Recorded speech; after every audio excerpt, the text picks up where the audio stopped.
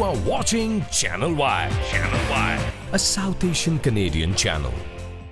Everyone, you're watching Y Media. I am your host, Shelly Sen. There is so much that is happening in the country right now. The federal budget 2023, what it means for the masses, freedom of speech, ethics. We at Y Media always put forward both the sides of the coin for you. It is important for us to have an informed opinion, informed decision, which one can make when they understand various perspectives, when there is discussion. So joining me today is Conservative leader Pierre. Hello, Minister. How are you? It's excellent to be with you, Shaylee. Thank you very much for having me. Minister, I right away want to talk to you and get your opinion and take on the federal budget. What's your take? Well, it means more inflation, more debt, and more taxes from Justin Trudeau and the costly coalition. After 8 years of Justin Trudeau, he's doubled the national debt. He's added more debt than all previous prime ministers combined. And all of that debt is bidding up the cost of the goods we buy and the interest we pay. No wonder inflation is at a 40-year high. 1 in 5 Canadians are skipping meals because they can't afford groceries. 9 in 10 young people say they'll never be able to afford a home because the cost of a mortgage, rent, and a down payment have all doubled under Trudeau. Enough. We have to rein in the cost of government to bring down the cost of living. That's why my purpose is to bring home powerful paychecks, bring home lower costs, and bring homes that our hardworking youth can afford. But Minister, a lot of what is happening right now can be blamed on what happened during the 2 to 3 years of COVID-19 pandemic. The economy was pretty much on a standstill, not just in Canada, but across the world. And then we have the deficit, which is at an all-time high. And we don't seem to be balancing the books by even 27-28. To which when Prime Minister Justin Trudeau was asked this question about balancing the books, he said that right now he's focused on helping Canadians who are struggling with inflation and struggling to put food on the table. Under you, with a Conservative government, how will Canada deal differently? Well, he's like a firefighter trying to put out the flames by spraying gasoline on them. The reason we have inflation is because he's running these massive deficits. More dollars buying the same number of goods and services increases the price. If you have 10 loaves of bread and $10, it's $1 for each loaf. But if you double the amount of money to $20, but you still have 10 loaves of bread, all of a sudden it's $2 for each loaf. And that's what's been happening in our economy. Now he blames the COVID for the deficit. COVID's been over for a year and a half. And now he's launching another $60 billion of new spending measures. This is $4,200 in new spending for every family in Canada. Are you getting an extra $4,200 in your pocket from this budget? I guarantee you're not, because it's all being gobbled up by bureaucracy and waste. A Poilievre government will bring home lower costs with a common sense dollar for dollar rule. Every dollar I bring in new spending will have to be matched with $1 of savings. We're also going to get rid of the inflationary deficits and carbon taxes to lower the cost of gas, heat, and groceries. Second, I'm going to bring home powerful paychecks with lower taxes and less clawbacks so that we reward hard work again. And third, we're going to bring home more homes that workers can afford by clearing away the government gatekeepers to speed up and lower the cost of building permits so we can put roof overhead. That's the plan, the common sense plan. Let's bring it home. All right. Now I want to ask you about, and this goes for all the governments, right? Minister Freeland said that she will be able to get some money by cutting down the government's travel expenses. Can that not be a norm for all the governments that come into power to just have the travel expenses at bare minimum? Of course it could, and it was, but under Trudeau, the travel expenses have exploded. Look at the example he set, Shelley. He went and stayed in a $6,000 a night hotel room, and he sent you the bill. You're paying for him to stay in that hotel room in London, England. Our young people who can't move out of their parents' basements because housing costs have doubled under Trudeau, they're paying on their taxes for him to stay in that hotel room. He spent $138,000 on a Jamaican vacation for him and his family and sent you the bill for that too. You can't trust Justin Trudeau to rein in travel expenses or anything else. He doubled the amount of money we're spending on consultants to $21 billion a year. These consultants charge $3,000 or $4,000 a day for work that our public servants could be doing, and they're already paid for. That's, you know, what we're spending on consultants today. We're spending $1,400 for every family in Canada. What a colossal waste of money. But that's 8 years of Justin Trudeau, a big, fat, wasteful government. A Poilievre government will be lean and tough and will deliver results for everyday hardworking Canadians. I like that, lean and tough. So are you making a statement here on why Media Group and Poilievre government will be fiscally very prudent, and especially when it comes to travel expenses, they are going to be bare minimum just when it's needed?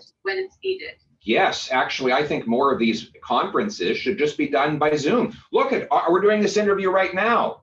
You know, we could have spent $1,000 on flights and hotels and all of that to have this meeting, but we can do it remotely. I think international conferences, which were held by Zoom during COVID, we should go back to that. Why do we have to put all these people on planes flying around harming the environment?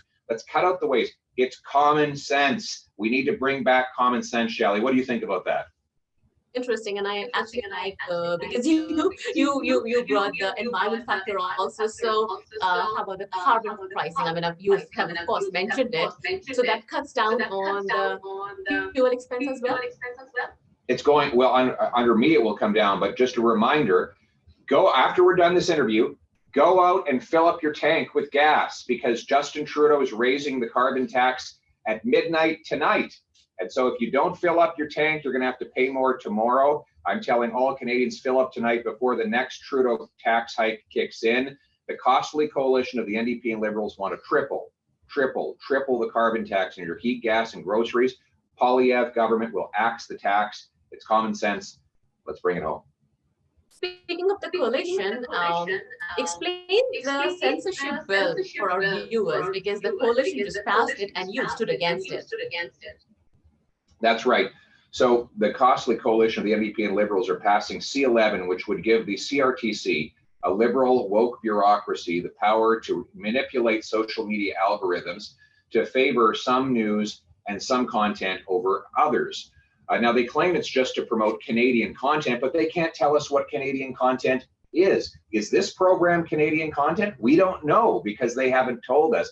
I suspect it will be just those shows that are produced by powerful broadcasting corporations with influential lobbyists that will get favored. And this is what it will mean. If they promote that content in people's the YouTube streams or their newsfeed, that means they have to demote your content, because there's only so much room on the screen. And what I worry about is it will be politically powerful and rich interests that will have more share of voice, rather than allowing people to decide for themselves. Right now, the algorithms are set up so that people see what they want to see. The social media companies feed us things we want so that they can keep us watching. That's how they make money. So we decide with the click what to watch rather than the clique. And that's how it should be. Canadians should decide what they see and say on the internet, not government bureaucrats. Stand up for free speech, repeal the censorship. It's common sense. Let's bring it home. Right, so the free speech has been talked about here. Now let's talk about the ethics. And you have been very vocal about the appointment of the new interim ethics commissioner, who happens to be sister-in-law of Minister Leblanc. Yes. What do you have to say on that? Well, so here you have the Prime Minister. He's found guilty twice of breaking the Ethics Act, once for taking a free vacation from someone to whom he gave a government grant, and another time for interfering to help a liberal-linked multinational corporation avoid criminal charges after it stole money from the poorest people in Africa, right? And then Dominic LeBlanc, his minister, he's found guilty of breaking the Ethics Act. So what do? They get together and say, how are we going to make sure we never found guilty again? I know. We'll appoint your sister-in-law as the judge or the ethics commissioner who decides guilt or innocence. How is that fair? If it's a family member, close family member, the person who sits across the Christmas dinner table from you, is now going to be judging whether or not you broke the law. It's insane. Could you imagine if there was a criminal trial and the judge was the sister-in-law of the defendant? They'd have to change judges. Well, Trudeau and his minister bring in a family member to be in charge of this. This is the kind of corruption we expect in a third world country, a banana republic, not what we expect from Canada. Let's get this person out, bring in someone independent, and start following the law. It's common sense. Let's bring it home. That's a strong statement you made there. This is something we expect to be happening in a banana republic, not in Canada. That's right. Let's move down south. What's happening in the United States of America? Never in the history of US has it happened that a former president has been indicted facing criminal charges. Your comments on that? None of my business. My job is to fight for Canada. The Americans can solve their politics. They don't care what I have to say about their problems. And what I told President Biden when I met with him last week is this: we need an end to Buy America, which discriminates against Canadian construction workers. Canadian workers should be able to sell their constructed goods in the United States, just like Americans can sell their products here. It's good for both countries. Second, we need to lift the American tariffs on our lumber. Those tariffs have been in place ever since Trudeau took office. They harm our forestry workers, our loggers. Lift them off. It's good for our workers, but it's also good for their home building industry down in the States because they need our lumber to build their homes. Get the tariffs off. Third, get rid of the vaccine mandates at the border so that everyone can travel back and forth. Those are the major things that matter to my people. I'm not going to mess around in foreign politics in areas that are none of my business. I'm going to stay focused on our people to bring home powerful paychecks for our people, bring home a better quality of life. That's my purpose. It's common sense. Let's bring it home. Well, thank you so much. I appreciate your time. You've always been very generous with your time and frank and honest with your answers. Do you have a message for our audience? Yes, listen, I've got 5 major priorities right now. We need to bring home lower prices by getting rid of the inflationary deficits and taxes, bring home powerful paychecks, not only by cutting taxes to reward work, but by a Blue Seal standard so that immigrant professionals can get licensed as doctors and nurses within 60 days of applying. We're going to bring home homes that people can afford by getting rid of the gatekeepers to speed up building. We're going to bring home safe streets with jail, not bail, for violent offenders by banning hard drugs and by investing in rehabilitation and treatment and making the big pharma companies who caused the crisis pay for it. And we're going to bring home freedom by getting rid of the censorship. It's common sense. Let's bring it home. Thank you so much for talking to us, Minister. It's so good to be with you. We'll see you in Toronto. Thank you so much. Definitely soon. Hopefully soon. All the very best. You are watching Channel Y, a South Asian Canadian channel.